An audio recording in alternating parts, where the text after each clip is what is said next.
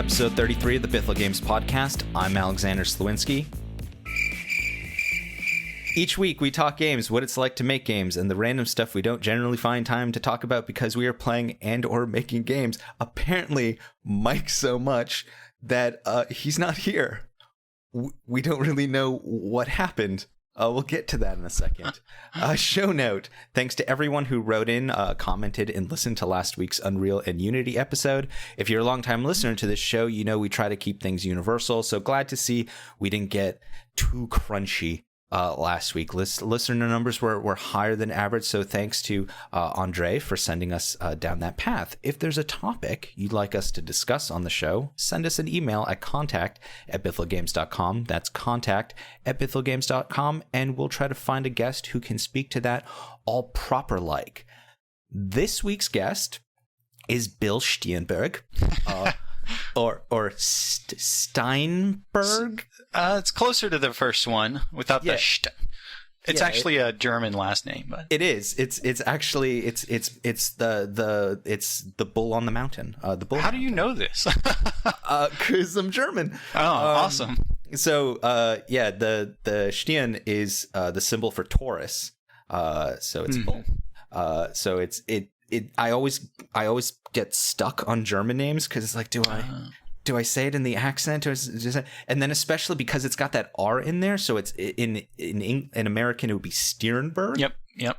There we go. Anyway, Bill Stiernberg of Zeboyd Games, Breath of Death 7.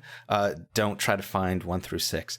Cthulhu Saves the World, Penny Arcade Adventures episodes 3 and 4, and the upcoming Cosmic Star Heroine. Their games are known for creating they're role-playing games with a 16-bit 2D aesthetic, very reminiscent of late era Super NES titles. And yeah, so both of our partners aren't here today. What's going on, Bill? Hey, a lot is going on. I mean, we're getting so far into making Cosmic Star Heroine that it's getting hectic, which is good. It's always good that we're like kind of in the grind in the middle, in the crunch, and like watching the game sort of come together at the end. So I don't know, it's super exciting and a little bit, sort of stressful, but it's, that's just how game development is. But you're in crunch as well right now. Yeah, I actually have the majority of my stuff that I need to get done for the game is done. I'm on the last major component that I do, which is the cutscenes, and so I'm like 50% of the way through those. And so in the next couple of weeks, I think I'll be finished. But in the meantime, I'm also, help doing the testing and like creating the polished elements of the animation. So if like if something looks funny and it needs an extra animation, or if a sprite needs some emotive variation on or expression on the sprite, like I'll make those little things.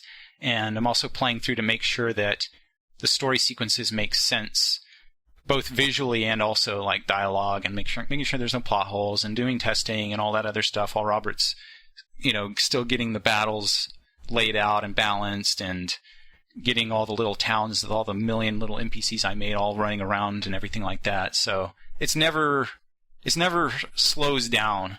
And I just sent in our ESRB application yesterday. Was it yesterday? Yeah, I think it was yesterday. Apparently they start the process by mail. I guess you knew that, but I didn't. Wait, digital or like actual mail? Because are you doing a box copy? Is that why? No, to get a login, to like to start the very beginning of everything, before you even submit a game. Assuming I'm doing this right, I'm pretty sure I am. I don't know if you are. Well, hopefully, because on their website they're like, to get a login, to get an account to log in, to start everything, send a letter and telling you this, and this about your studio and your game, and our people will get back to you with a login after that, and then you start the actual application process. But Cosmic Star Heroine's coming out on a couple consoles as well, right? Yeah. Your console provider should have given you a login. Oh. So we'll see. We'll loop back to that later. Yeah. So right now, as far as we know, Robert and Mike are off doing another podcast mirroring this podcast right now, where they're asking where we are. So we're gonna keep going forward. It's just gonna be us. It's gonna be a little fireside chat just between the two of us. My sort of first question is just the reason you're here is the how and why of modern design sensibilities in these classically inspired RPGs. And essentially, if Cthulhu Saves the World or Cosmic Star Heroine were just mimicking those games of the past, you wouldn't do as well as you do, because you're definitely bringing the modern sensibilities to it. How do you go about that? Like, is it a list that you make? Is it you look at classic titles and decide, like, okay, these are the things that work, these are the things that... What's your process? So I guess generally we try to look at each new game as, how do we make a new RPG that we want to make?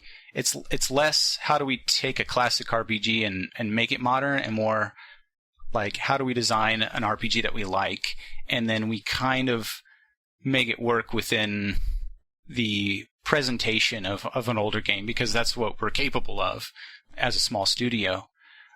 We started out with Breath of Death 7 and Cthulhu Saves the World being generally based on the structure of Dragon Quest, and that's partly because we figured it would be a good place to start as a small studio. It's relatively simple. You have characters walking around maps, and then you have random encounters, and then there's a first-person view and a very simple animation and menu-based combat. So when we did that, we then thought, okay, we also want to do this we want to have an interesting battle system. We don't want to just clone Dragon Quest, because that would be super boring. So we had all these different crazy ideas, especially Robert. I think one of the ideas was we were going to have a system where, in Breath of Death, where certain enemies were alive, and then after you killed them, they became undead, and then that affected the living ones, and there would be this back and forth between trying to use elements against the undead ones, and anyway, it was too complicated, so we just kept it simpler and focused on a battle system that was just fast, because one of the things that just drives us crazy about RPGs in general, especially the old ones and a lot of new ones, is battles that just drag on and on and on. Be it because they have enemies that are just take too long to defeat, or because there's a million animations that take 5 minutes to play out, or whatever. So we just started thinking, okay, how can we streamline this combat, and how can we reduce the number of redundant items, attacks, abilities, and things like that, and in their place put something that adds strategy to it. So that's kind of how we approach everything. As far as other things like saving anywhere, I mean, that's just something that everybody should expect today. There's not really a big save point thing like there are in the old RPGs. You have to go find the nearest cathedral to save or whatever, or find a save point. Most gamers it just doesn't make sense to do that anymore. So we let our games save anywhere. And things like running or just navigating the game and its menus quickly is something that I think people appreciate a lot, but they don't really appreciate it until they've tried it, experienced it, compared to something older where you've got clunky menus and long transitions and things like that. So we just really focus on, okay, what's the kind of gameplay that we really like and enjoy? How can we make it interesting, make it our own, and how can we streamline it by making everything move a lot quicker? Yeah, the thing about Cosmic Star Heroine, which I got to play earlier this week, is that it's just intuitive. Like, that's it. You have absolutely taken the modern expectations, and now that you've kind of listed them out, I'm like, yep, like the just going from walking to running was great. Like, you can run around the screen. The menus just make total sense. And then I was actually surprised, because Mike and I talk a lot about this on the show, is tutorials are such an extra burden for developers to put tutorials in. Right. And I think you cut away to about 4 different tutorials at logical places and walk the player through very quickly. It's just 4 lines of dialogue each time, and get them in there and get them moving on to the next thing. And in terms of the combat, it's what you said. It's fast. I would almost say it's, even though the aesthetic and what you're trying to evoke is very Final Fantasy, it's more along the lines of a Mario RPG in terms of pacing, because it's you get in there, your characters all play off of each other. It is very fast, and then you just move on to the next thing. You're one of the few studios using that aesthetic, and we've actually, I mean, looking at something like Stardew Valley, we have an example of, in 2016, a massive hit that has that late Super NES thing going for it. In a 1080p 4K world, right? What is the work that has to go into having that aesthetic and making it look right on modern hardware? Well, the big thing that developers need to keep in mind when doing like a late 8-bit or a late 16-bit game is that if you're going to make one with that aesthetic now, you're not going to be compared by them in the market or by gamers. You're not going to be compared to what games on those 16-bit consoles actually look like. You're going to be compared to what people's fond rose-tinted glass view of them look like. So we talked about, like, that is our big go-to about volume. Yeah. Is that people, when one of the key things we knew we had to get over when volume came out was we're not going to be compared to what Metal Gear was at that time. We're going to be compared to what people think Metal Gear was in their head at that time. Yeah. And so something like the radars and a bunch of things that actually are kind of steps forward in volume, people remember those things existing 10, 20 years ago, but they didn't actually exist. So what are some of those elements that you stumbled across that people think existed but didn't exist? Well, it's as far as presentation, it's just the general level of detail and variety and everything. People will remember sprites having more fluid animation, or they'll believe that they remembered there being a lot more detail and variety in the number of sprites and tiles. And especially for something like Chrono Trigger, which is still a gorgeous pixel art game, in my opinion, they have that opinion in their mind. It's this legend in their mind, and it's built up even more just from that nostalgia and that time that has passed since actually looking at it. Is there an academic explanation for this, or is it just nostalgia? I don't know. Maybe it's nostalgia, but I think it's more... it's like nostalgia inspired or something. It's kind of like they're remembering seeing it that first time and being blown away by how cutting edge it looked. I mean, even like with 3D games, you might remember how amazing the first like Resistance looked on PS3. That was like mind-blowing at the time. And you look at it now, you're like, I mean, the developers, they did an awesome job, but, in my mind, I was blown away. And that's my picture of it in my mind, is how detailed and amazing it was. But by today's standards, you're kind of like, it's all right, I guess. It doesn't compare to the newest Call of Duties and whatnot. So, and I think that applies when you're, especially when you're a kid or a teenager and you're playing Chrono Trigger for the first time and it blows your mind with how beautiful it all looks. And then 20 years passed, it's only grown in your mind about how wonderful and amazing it was. And there's nothing wrong with that. But it's something you have to keep in mind. If you're making a game now that kind of reflects that era, you're going to have to increase your efforts to make something that looks even better and is smoother to navigate than it was back then, just to reach that level of what people are going to expect out of it. what is one of those nostalgia based criticisms that you've run into where it's just, nope, that's not the way it was, but people insist it is? Like for us in Volume, it's the radar. Like it's the characters having the radar directly in front of them and showing exactly what's happening on the screen. People will insist that was in Metal Gear, and it's like, no, it really was. It was in the map. It was very much in the bottom corner, but no, it wasn't there. So what's something along your lines for that? I would say that a lot of people believe that there's a lot more variety in the tiles and maps, and that tiles and maps in the original, like 16-bit late-gen RPGs are a lot less visibly tiled.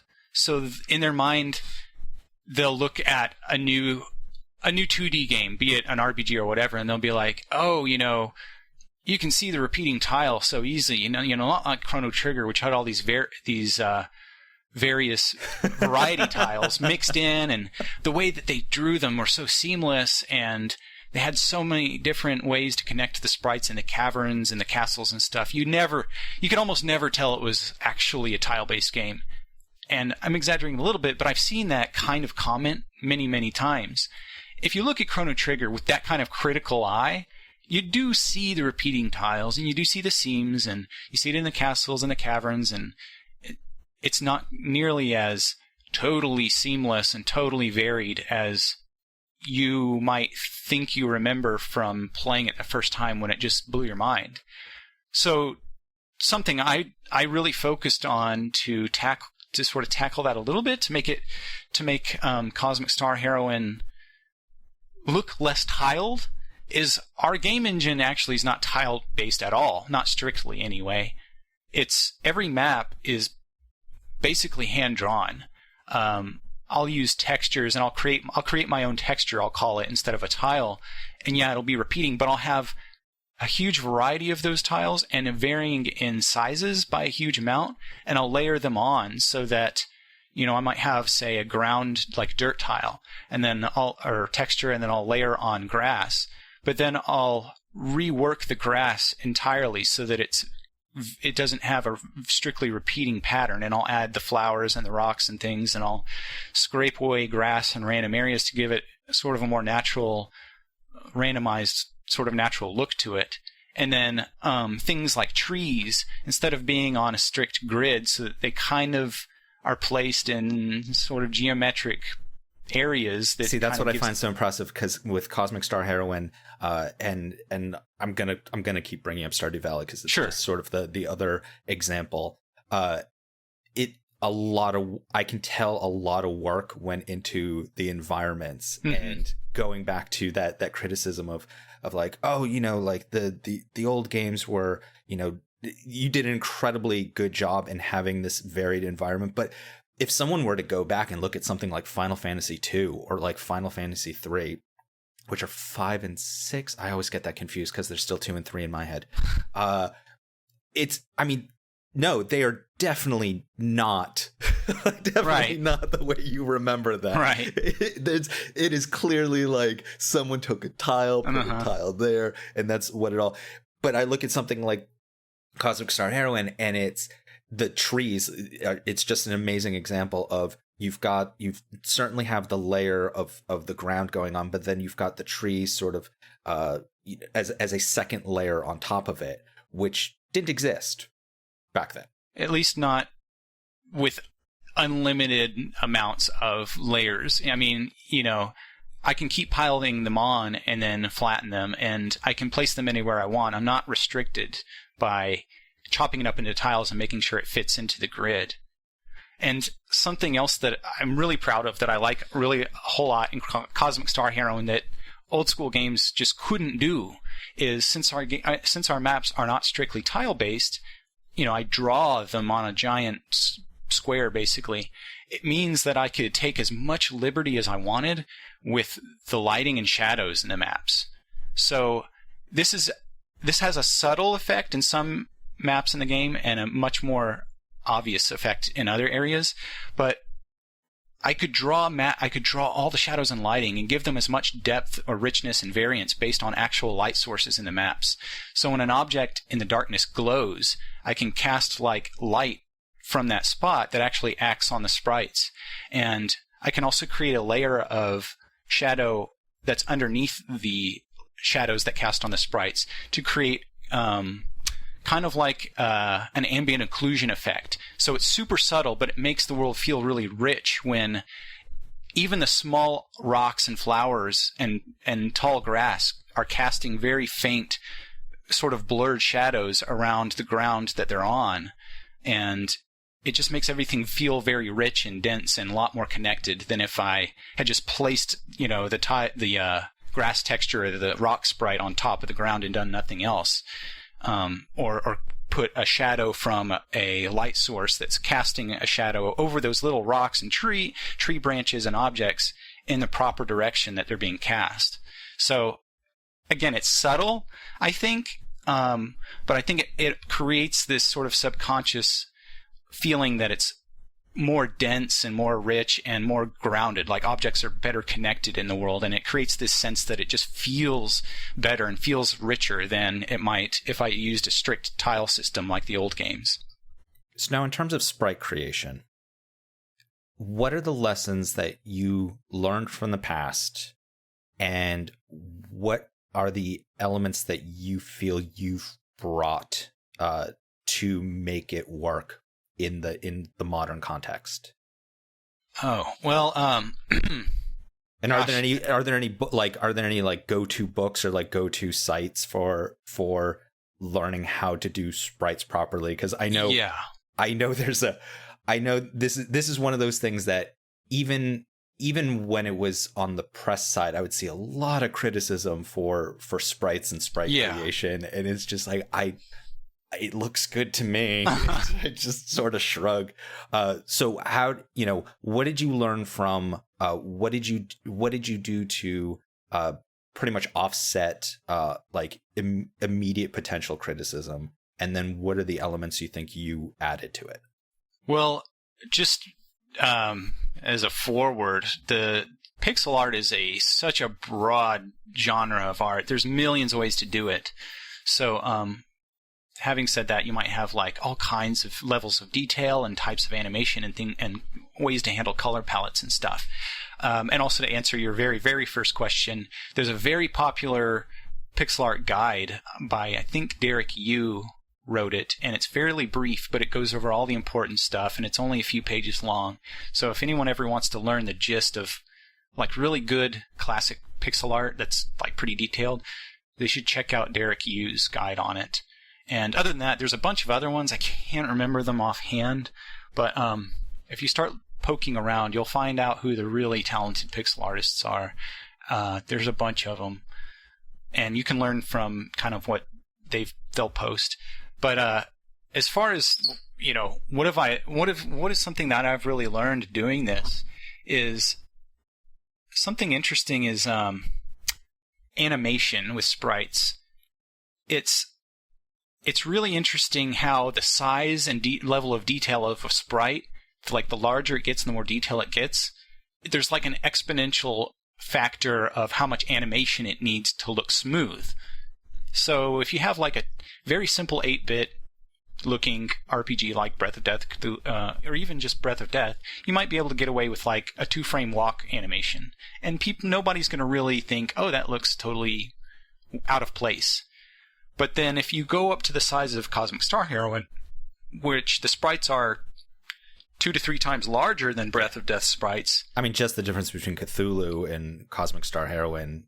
Right. That's why I even said like late era Super NES, because there's definitely if you could easily argue that Cthulhu is like late NES, right, potentially like first gen Super NES, right? But Cosmic Star Heroine is definitely that last title that came out. It is, and it's not. It wouldn't technically be possible on an SNES. There's too many colors and too much. The gradients span way too many colors. It wouldn't be possible. But like we said, it's got to be better than the late gen SNES games. at least from a technical standpoint, just to reach that sort of rose-tinted vision people have of those late-gen games. But like I was saying, the bigger the sprites get, the more animation it needs to look smooth. So, I mean, we went from 2 frames of walk animations in Breath of Death to 4 in Cthulhu Saves the World. Got away with 4 in Rain Slick 3 and 4 with an extra like standing frame, and I think we actually I varied up the way the frames worked so that they looked less repetitive during walk and run cycles. And then when I tried 4 frames with Cosmic Star Heroine, it looked a lot choppier. The sprites are just bigger and more detailed, so they're all 6 frames. And sure enough, that's something Chrono Trigger did. I think they used 6 frames of animation for run cycles on their main character sprites, but for less important sprites like NPCs, they actually use 3 to 4, depending on how they animated it. So they might have like a standing frame, and then 1 foot forward, and then the other foot forward, and then they'll vary between those 3 frames to create a walk cycle. So if you ever look at Chrono Trigger and you look at how the sprites are animated, you'll be like, hey, why do the main characters look like they're more smoothly animated versus these NPCs? And I'm guessing that was more a technical constraint, like they probably just ran out of memory to do that on the SNES, or maybe it was a constraint on their art team or what, but I'm guessing it was a memory constraint on the Super NES to add a bunch of frames for all the NPCs. But for us, it was for me, it was something that I learned where, you know, you get them detailed enough and they start looking funny if they don't have enough animation sprites, or animation frames. And the other cool thing that I learned, and I'm trying to be conservative with this, is adding a little bit of motion blur to certain animations. And I know a lot of other talented pixel artists are just badasses at doing motion blur on their sprites, and they do it properly. I'm still learning it, but I don't think it's commonly used in a 2D top-down style game like this, especially, or at least RPGs. So learning how to incorporate it just a little bit, just being a little conservative to make the animations look a little smoother or have a little more impact, is something I don't see a lot of in the old school RPGs. So that's kind of a neat thing. When you say motion blur, are you talking about that one frame that makes that hand do that swiping sort of motion, or are you talking when you say motion blur, what are you specifically saying there? Yeah, like having certain frames that have like a streak of color coming from the thing that's moving. And you'll definitely see it in certain older games, but it's something that I've tried to incorporate in a way that's subtle but effective in an RPG like this, because the sprites are a lot smaller. The focus is not, it's not like one action repeated over and over. You'll see that in a lot of games like Ninja Gaiden or something on NES, where there's a big giant white sword swoop, or Strider, or even in Link to the Past. It's not really a motion blur, but Link to the Past, they have like a sword swipe little, I don't know what to call it, like a swoop sprite where a sword passes through. The worst part is I know this thing has a word, and yeah, I know, and I know, and we are totally gonna get a comment or message about this. Right. So when you send in that comment or message of the word that exists for that sweeping animation, still, please be kind. Please be kind, and just say it. And this is what the name of it is. To wrap up this section, because it's just the two of us, so you're sticking around for the rest of the show too. That's cool. You've been working on Cosmic Star Heroine now for 2.5 years. Yeah, give or take. So, what is this the type of project you see Zeboyd Games doing going forward? Do you plan on sticking with this aesthetic? It seems to have worked really well for you. Is this Zeboyd Games? Is this the core idea of the studio? Is RPGs in this aesthetic, always pushing forward, always going to that next level? But is this the idea? I would say I think we're going to want to experiment with the presentation some in the future, but I think for now, like, definitely this game is representative of everything that we can do at this moment. But we constantly have new ideas about how we want to do it, like a totally different style of RPG, both mechanically and presentation wise. Something that we can incorporate kind of a retro nostalgia aspect, but in a way that just they never really did back then because of constraints. Like one crazy idea was to have different camera angles for certain areas, but to have it in like a 16-bit style. So you saw different camera angles in the PS1, especially easy example is Final Fantasy VII. You run through the pre-rendered background, you get different camera angles because it's all pre-rendered and it's polygonal. But what if you could do something cool like that with sprites?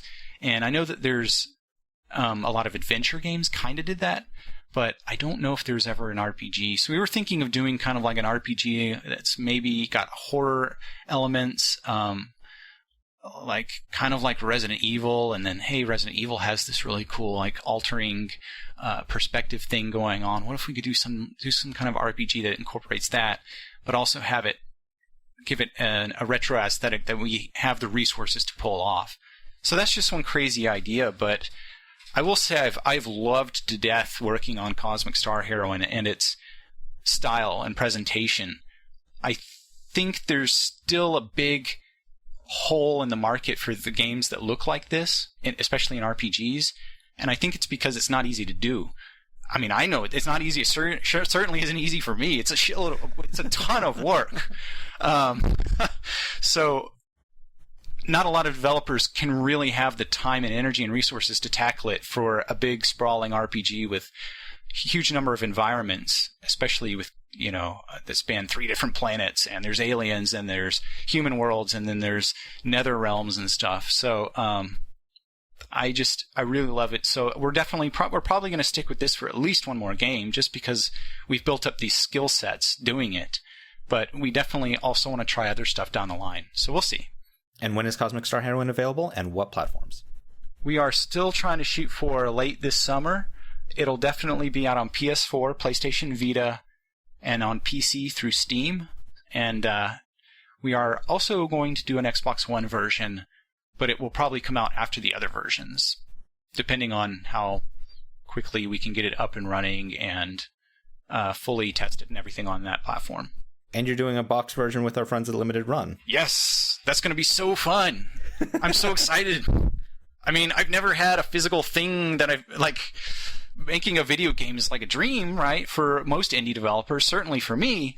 But to have an actual physically, officially printed disc with the box and the manual and be able to hold it is just something I never thought I'd ever be able to see, especially for something such a personal project like this, where, just me and Robert did so much of it, and then obviously Hyperduck as well. So it's so personal, and to be able to see that is going to be just so much fun and so awesome. I'm excited.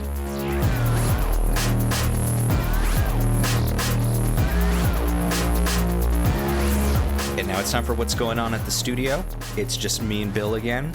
And with it being just me and Bill again, I would like to take this moment to discuss division of labor. Cool. You guys at Zeboyd are the same size as us. It's the two of you. It's the two of us. You obviously use freelancers and other talented individuals to get things done. Mm-hmm. So since you have almost the exact same structure as us, how do you and Robert divide your labor? So the at the basic level, he does the code and the story writing, like dialogue and stuff, and I do all the art and build all the assets that goes into it. So that's just a very general overview, because most of the time we're sharing a lot of our tasks and things overlap. Obviously, like we always come up with the general concept of the game and the general plot and the general story beats together.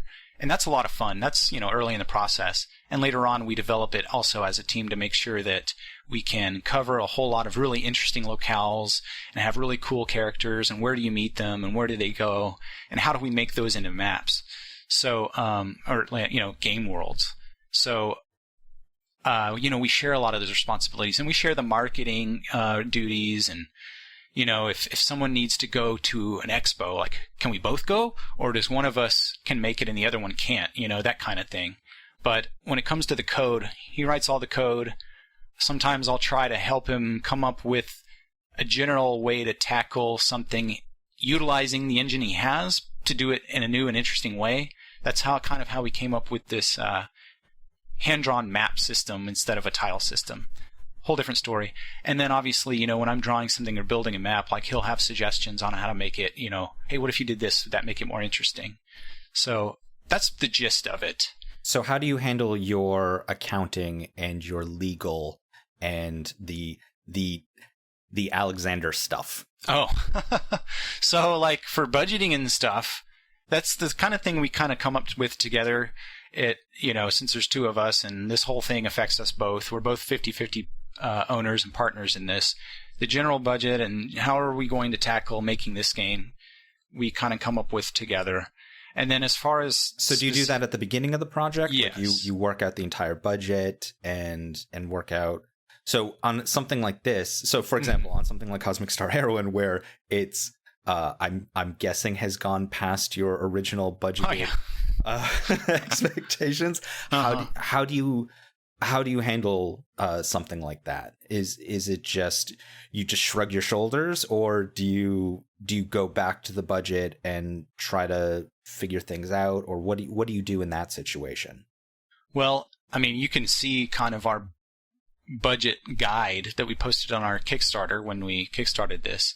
But generally, when we start seeing things take longer than they should, we start thinking, okay, based on our income from our existing games and, how long this takes and what we need to keep it going, how much farther can we push it? And then let's start doing that. Or something we'll do is we'll try to, if we have some expense, like Hyperduck Soundworks, who, by the way, are freaking amazing. They're amazing musicians. They're amazing audio designers. Chris and Dan, you should check them out if you need audio for your game. Wink, wink. They're great guys. Super easy to work with. But, they're the ones doing the audio work on Cosmic Star Heroine. Yeah, and the original soundtrack. And they're awesome at it. They also did Dust and Elysian Tale and a few other things. I think put them on the map with Dust. Oh, they're legit. Oh, yeah, they're so good. And they're so great to work with. But they're also flexible. So we worked out a deal with them when it looked like our game was going to take too long. A deal that was probably more favorable to them in the long run, but it allowed us a little bit of budget breathing room in the interim. So we wanted to be fair to them, especially since they're doing so much work and such great work, by basically Bill, offering them legally, something. How do you know what's fair? So not as many people know this, but I was a lawyer when we started this game studio, basically. Actually, I was in law school when we did Breath of Death. And then while we were finishing Cthulhu Saves the World, I was taking the bar exam. And that was crazy times. I would spend half the day or 3/4 of the day studying, wills, trusts, and estate law or contract law. And then I would close those books and pull up, Paint Shop Pro and start drawing Lovecraftian horrors for the sprites for that game. Inspired by your studies. Yeah, exactly. The nightmares from the bar exam. So we finished that game, and I took the bar exam, and I have my license. And until our games launched on Steam, I was working basically full-time as a lawyer, doing tax law. It's boring, I know. But I would come home after a whole day working law and then spend as much time as I could, 6 or 7 or 8 hours the same day working on our game, be it, I think it was Cthulhu Saves the World, the PC version. And then when it finally launched, it was a huge relief. It succeeded on Steam, and I could finally say, okay, should I do independent game development for my own company full-time, once-in-a-lifetime opportunity, basically, because, it was succeeding, or should I stay with the conservative, safe career path, keep doing law, and just do video game stuff, quote unquote, on the side. And I knew if I did it on the side, it would never pick up. It would never continue to grow. It would kind of stagnate, and I wouldn't be able to pull off what we needed to pull off. So I decided to go with that. And if I ever needed to be a full-time lawyer again, for whatever reason, that's still an option. So, yay for game development. So you have an in-house attorney, essentially. Yeah. So I do our contracts and licensing and stuff when I need to, and I'll try to help, our tax stuff. We work with the CPA for that, but it's handy to know the gist of tax law, and it's definitely helpful to understand, copyright and things like that too. So, and obviously it's helpful to be able to understand contract law and put together your own contracts that are tailored to your situation. So, yeah, I'm not upset that I did 3 years of law. It was a huge amount of work, but I will say that since I was getting bored during law school enough to go and make games for fun, it got me into this, and now I'm here. So thanks to law school, I'm making video games.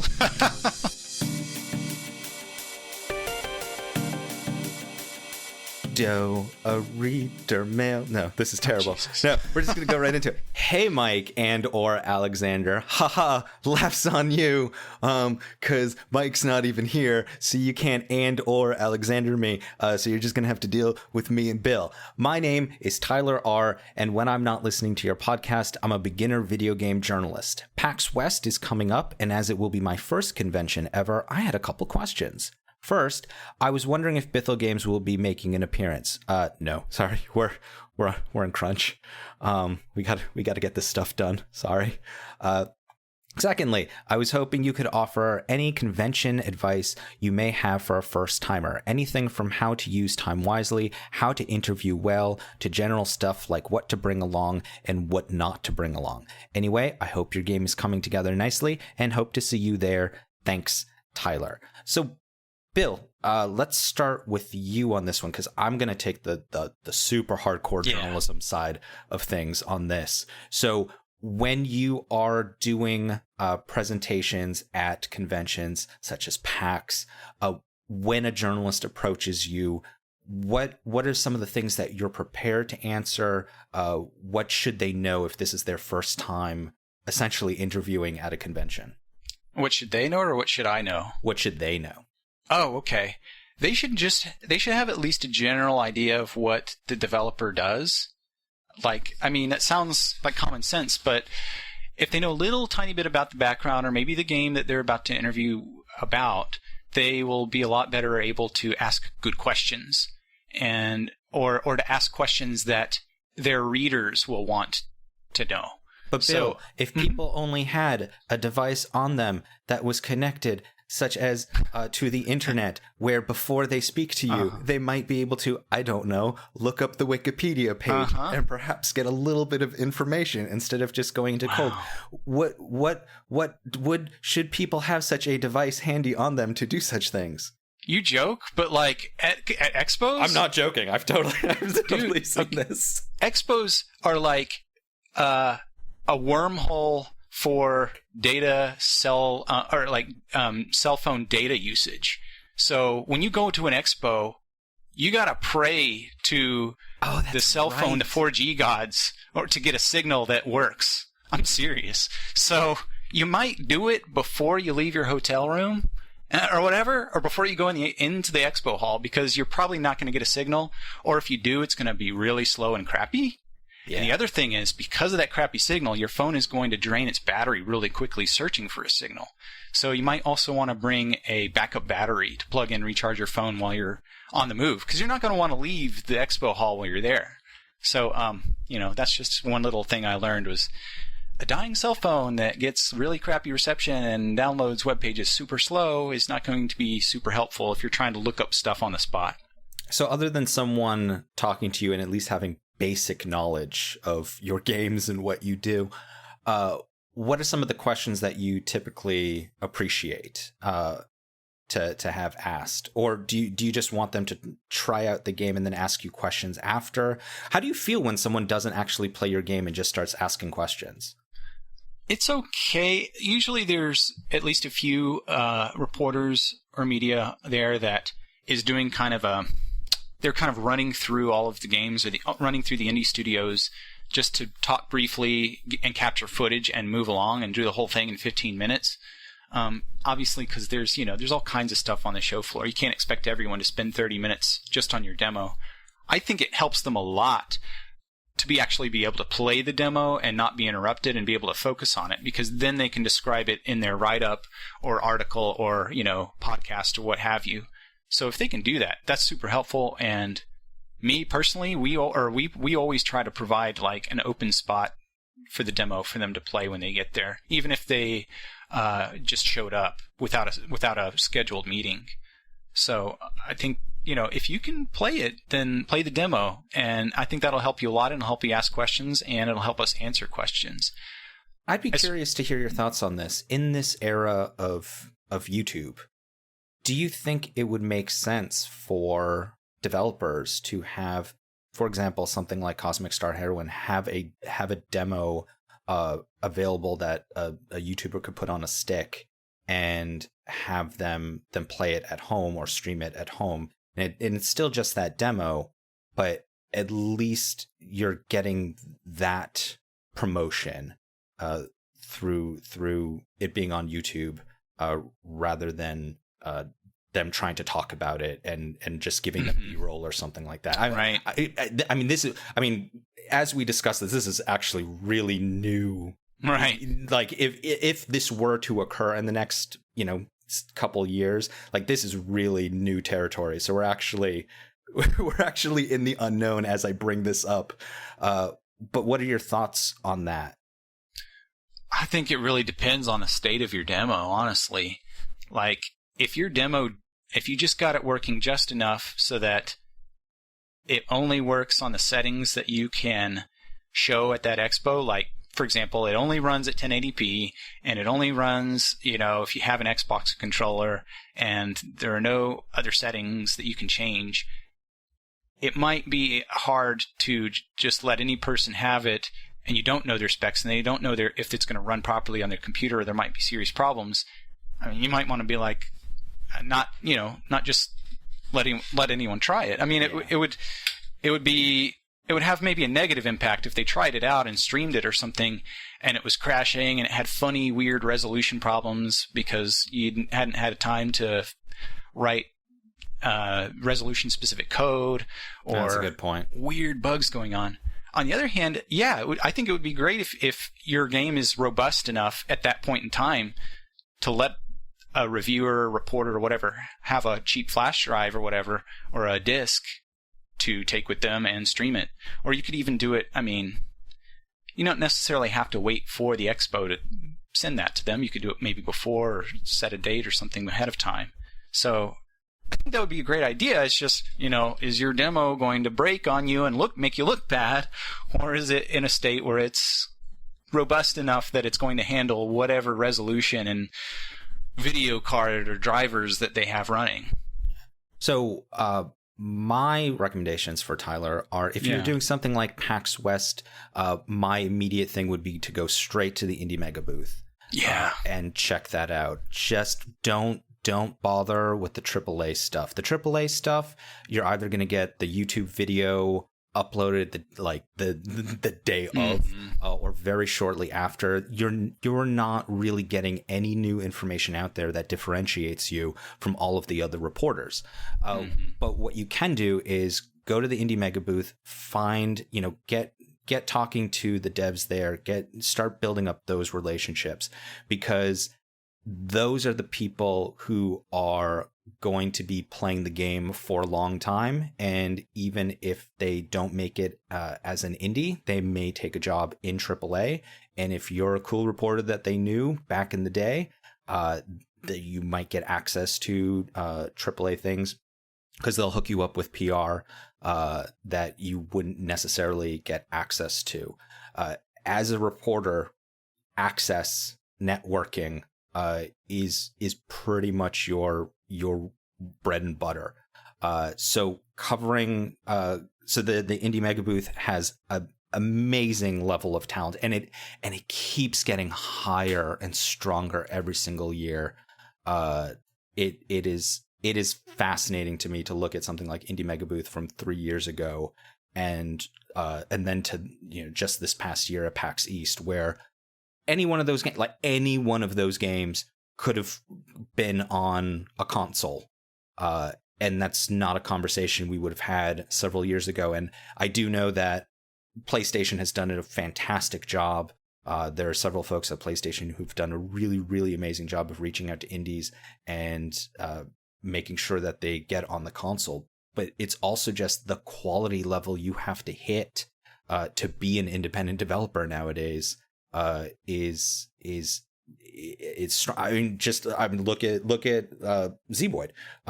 You had, at the first time I heard about Cthulhu was Xbox Live Indies, right? Mm-hmm. And so that's where you started, and that was 2000, like 2009, 2010.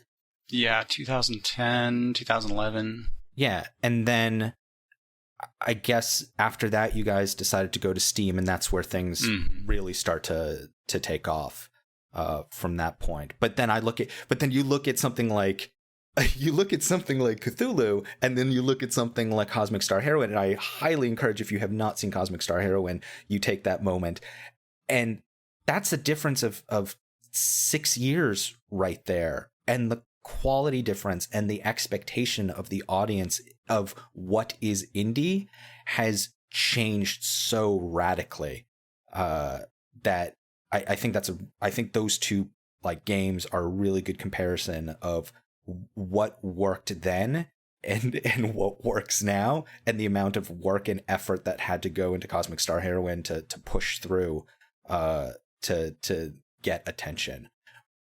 Do you have a similar feeling? How do you feel about that? Oh, it's the level of just not competition, but just everyone's bringing their game now. You can't really rest on your laurels with anything with indie games right now. I mean, stuff that was novel. I mean, there was a novelty factor a little bit to just indie games with fresh ideas. A few years ago, 2010, 2011, or maybe even slightly before then. But now there's tons of developers, and because of that, not competition, but the quality level that everyone has to have to make a mark and stand out has just gone way up. So yeah, that's a big reason we're trying to do so well with Cosmic Star Heroine. There's plenty of other, RPGs on the market from indies and, small to big studios. So, it's not easy. It's just a ton of work, and you always have to do better. You always want to do better than your last game too. So you're always stepping it up for yourself as well. Yeah. So in terms of using your time wisely, if you're at PAX, strongly recommend going straight to Indie Mega Booth, start shaking hands, talking to those devs, play the game. You can, and because it's over a couple days, play the game, go away, think about what you want to ask, come back the following day, and then ask them some questions after you've had some time to simmer on it. General stuff, keep a notepad on you. Always record everything that you're doing, so you get those quotes right, because I cannot even express to you the number of times I've had developers call me up and say, I didn't say that. And then you play the quote back to them, and they're like, well, I didn't mean that. It's like, oh, okay, well, that's a different thing, and we can discuss that. But the automatic defensive maneuver whenever you print a quote that someone doesn't want printed is, I didn't say that, and you'll probably need the recording to prove it afterwards. And then what to bring along, all those devices, and what not to bring along. Don't try not to have heavy coats, heavy bags. Like, try to bring as little as possible, because I don't know about you, Tyler. I sweat really fast, and I always have flashbacks to like E3 Santa Monica, where we had to go from hotel to hotel, and I was just dripping sweat for every single meeting, and I looked gross. So anything you can do to reduce sweat and profusion is the way to go. If you have a burning question about games, game development, or just about the complexities of the universe, you can send those questions to us via contact@bithelgames.com, through the YouTube comments of this show, or on Twitter by pinging at Mike Bithell, at Slawinski, or our AI at Volume Game. Bill, what's your Twitter? My Twitter is at Bill_AT_Zeboyd. So it's at Bill at Zeboyd. So say that one more time. It's at Bill_AT_Zeboyd. Thanks for listening to this episode of the Bithell Games Podcast. We can always use your support, so please provide reviews and 5 stars on iTunes, likes and subscribes on YouTube, and positive reinforcement on whatever other platforms you're hearing this show on whenever possible. This podcast was produced by Jonathan Downen. We'll be back next week. Thanks again, Bill.